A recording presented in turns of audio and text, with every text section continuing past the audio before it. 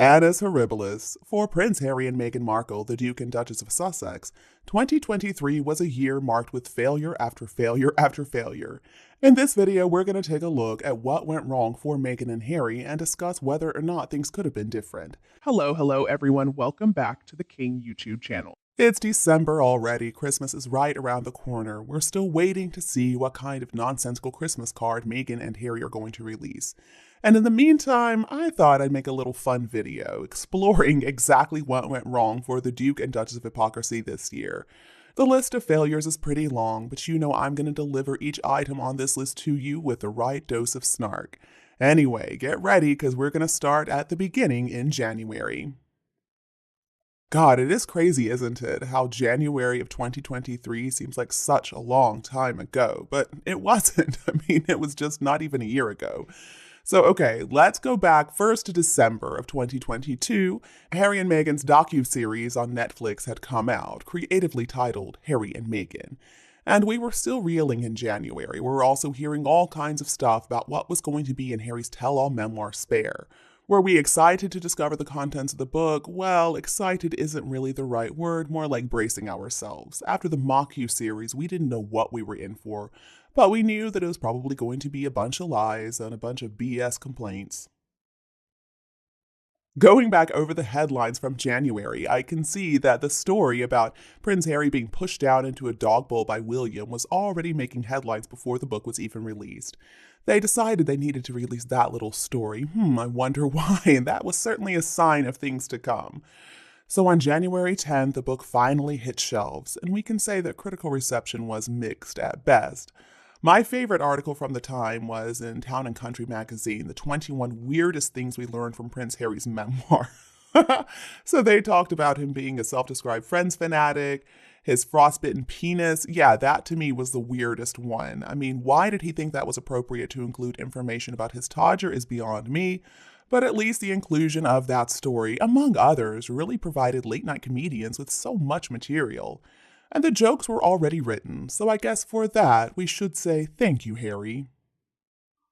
But of course, Spare was not all fun and games, let's remember. In between stories about his penis and stories about William getting more sausages at breakfast, Harry also thought it was important to include a story about killing 25 members of the Taliban, and by doing that, he pissed off the Taliban, and for a little while there, we were actually kind of worried about his safety, but not all that worried, because as we know, he and Meghan have to shell out millions per year for this top-notch security. Now, why somebody who claims to be so scared all the time of these threats included a story like that is beyond me, but anyway, again, it's not like Harry's behavior usually makes sense.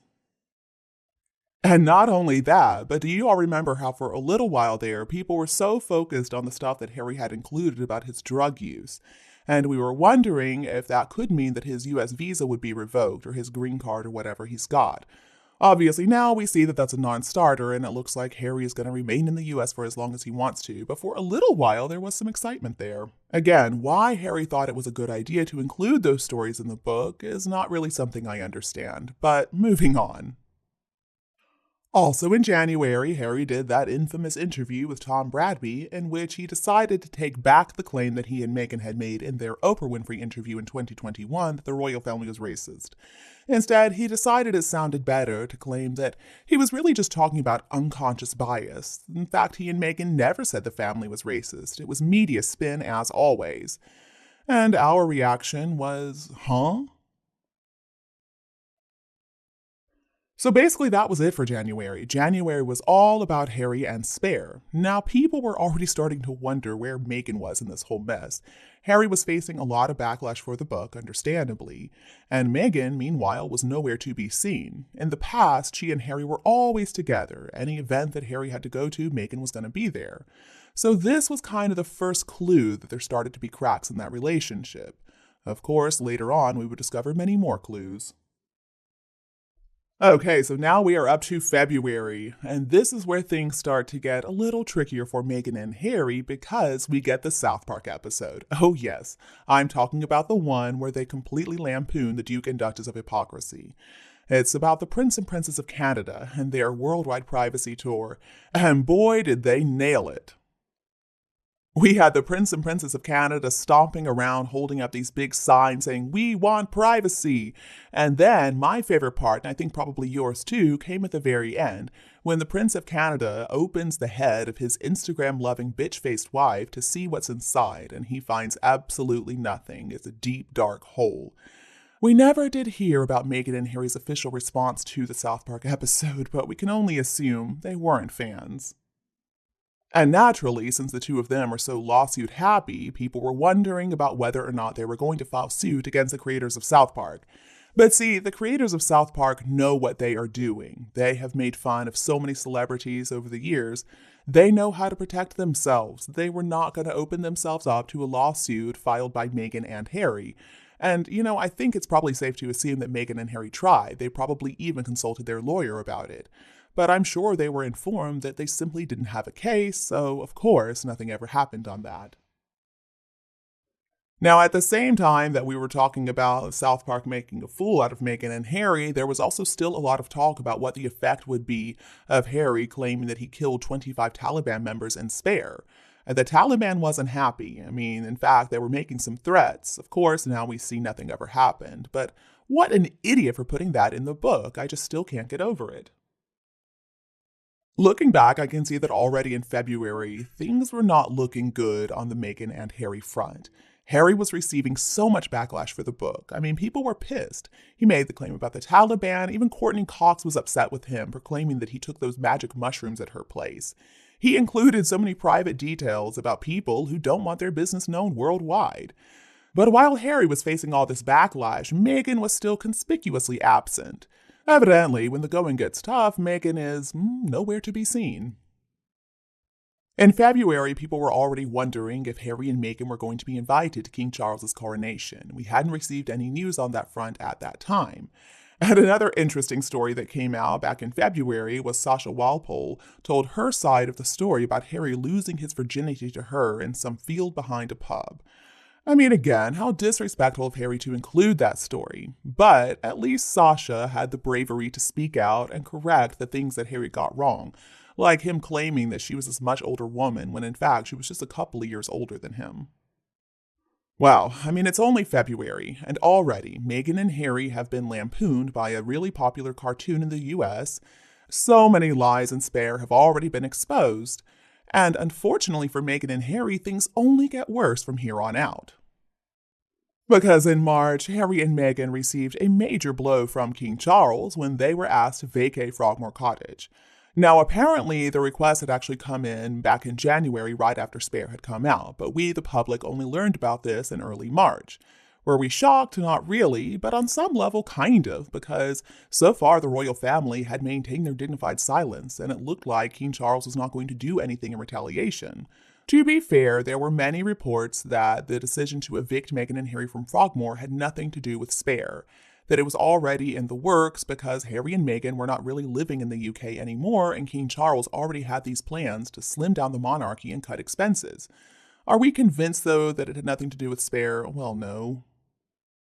If you ask me, the timing is just too perfect to be coincidental. We also wondered if maybe it had something to do with the fact that Prince Harry was still listed as a Counselor of State, so taking away his UK residence would perhaps mean that he wouldn't be able to hold that position anymore. So far, Harry still is listed as a Counselor of State, so nothing has been done on that front, but who knows, that's not to say that something isn't happening behind the scenes. Also in March, Meghan and Harry managed to steal those Prince and Princess titles for their kids. First, we heard that Lilibet was christened in early March, and they officially announced that she was christened as Princess Lilibet. And then we were wondering how the palace was going to respond if King Charles was going to put those two in their place. Well, unfortunately, we were disappointed. Because later on in the month, sure enough, the palace updated the royal website showing Prince Archie and Princess Lilibet. I do remember how frustrating that was, because we got all excited after Meghan and Harry were kicked out of Frogmore. We were thinking, okay, finally the king is going to show his strength. He's going to stand up to the two of them. But unfortunately, it was that one single move of kicking them out of Frogmore, and that was it. Well, except for the fact that Archofficial and Invisibet at least were not included in the coronation plans. Now, we still didn't know if Harry and Meghan or Harry alone was going to be attending, but we already were hearing news that Princess Lilibet and Prince Archofficial certainly were not going to be participating. Honestly, I don't see how two invisible children were going to participate in anything anyway, but at least that news was somewhat of a comfort to us in those times. Because at that time, many people were still frustrated by Charles's lack of response to Meghan and Harry and all the lies that were contained in Spare. There was some really spiteful stuff in there. And yeah, I mean, we know their mantra is never complain, never explain, but at the same time, to allow all of those claims to go unchallenged seemed more than a bit weak, and people were starting to be really critical of Charles for this lack of backbone. In March, Harry also headed to London as part of this lawsuit against the papers, but at that time, not much happened on that front. So that brings us to April, where we finally heard the answer of who was going to come to the coronation. And we learned that, surprise, surprise, Meghan was not planning on attending. And also the invisible children apparently weren't going to be able to make it. Well, darn, how was anybody going to be able to enjoy the ceremony without getting to see Meghan Markle and the invisible prince and princess there? We didn't know what we were going to do. Also in April, things started to really go downhill for Meghan and Harry when it came to public opinion. You see, so far, they had been pretty lucky in the US in terms of public approval. People either didn't really know much about them or they believed what Meghan and Harry had to say, so they were mostly receiving positive scores in these popularity polls. But after Spare and after South Park made a complete mockery of them, the tide started to turn. So not only were we getting all this news that Harry and Meghan's popularity ratings had dropped in America to negative numbers, but also we were getting all kinds of news about what was going to happen at the coronation, that Prince Harry was going to go all by himself, and he was going to be sitting about 10 rows back according to reports at the time. Meanwhile, we were still asking the question, where in the world is Meghan Markle? She had been conspicuously absent from her husband's side for months now, which is very unlike her. It was such a change from what we had seen in the years prior in their relationship, where she always had that claw digging into his arm, leading the way, stepping in front of him, making sure to knock him out of the way so that she could shake somebody's hand first. So the fact that she was nowhere to be seen led to, oh yeah, you guessed it, divorce rumors. Were these divorce rumors true? Probably. Of course, later on, we were led to believe that no, Meghan and Harry are more in love than ever. But we're not quite gullible enough to believe that nonsense. So after months of speculation of whether or not Harry was going to show up to his own father's coronation, finally May rolled around. And we heard the news that yes, Harry was going to come, Meghan was not going to come, but we still didn't know exactly what was going to happen on that day. Well, the day of the coronation came and went, and incidentally, so did Prince Harry. He showed up just for the coronation and then quickly headed back to the US, supposedly to celebrate Archofficial's birthday. Do we believe that was the reason? Well, absolutely not. In other news, we saw that Meghan went on a little pap hike with her bestie Marcus Anderson, and supposedly she stayed at home to celebrate Archofficial's birthday, but we never saw any shots of the child's birthday party. Instead, we just got shots of Meghan out hiking with her friends. Harry also caught a really pathetic, lonely figure at his father's coronation. He wasn't seated anywhere near the front, and nobody really wanted to talk to him. I wonder why. So, okay, even though Prince Harry's attendance at the coronation was basically a blink and you'll miss it type event, Meghan and Harry were soon going to be dominating the headlines for a whole other reason. Because just in case you forgot, in the middle of May, Harry and Meghan headed to New York so Meghan could pick up a bought and paid for award. First, we all got to laugh as Meghan Markle wore that ugly gold dress through the Hertz Rent-A-Car office. But that story was nothing compared to what happened after the event, because after the event was the infamous car chase through the streets of Manhattan. And the headlines from that period are hilarious. We've got Prince Harry and Meghan say New York City car chase was relentless. Prince Harry and Meghan allege near catastrophic paparazzi car chase in New York. Prince Harry, Meghan involved in near catastrophic car chase with paparazzi in New York City spokesperson says, "Oh my goodness, what happened? It's like Diana all over again." Except it wasn't. So right after Meghan and Harry released this absurd story that they were chased for 2 hours in a high-speed car chase, by the way, by paparazzi following their SUV, we learned that, oh, wait a minute, it didn't quite happen like that. In fact, Meghan and Harry, for some mysterious reason, decided to get out of their secure vehicle and instead hopped into a yellow cab in New York City. And that's when they claimed they were involved in this high-speed car chase by the paparazzi, except, of course, the New York City mayor and even the head of the NYPD spoke out saying, no, actually, there was no high-speed car chase whatsoever. In fact, it was their security people driving like nutcases. So even though Meghan and Harry assumed this was going to get them a lot of positive press coverage and people were going to feel sorry for them, their plan didn't quite work out. Instead, they just got a lot of negative backlash because clearly they made the whole thing up. Alright folks, I'm going to stop this video right here, so please stay tuned for part 2 of Meghan and Harry's Annus Horribilis, brought to you by Kate Middleton and the Queen with lots of snark added in. And you, what do you think of Meghan and Harry's year of failure? Please share with me your opinion below in the comments section. If you enjoyed our video today, don't hesitate to like and share with anybody else who would enjoy it too. And don't be afraid to click the subscribe button to get more updates in the future. Thank you so much for tuning in, have a lovely weekend, and we'll be back to see you all tomorrow.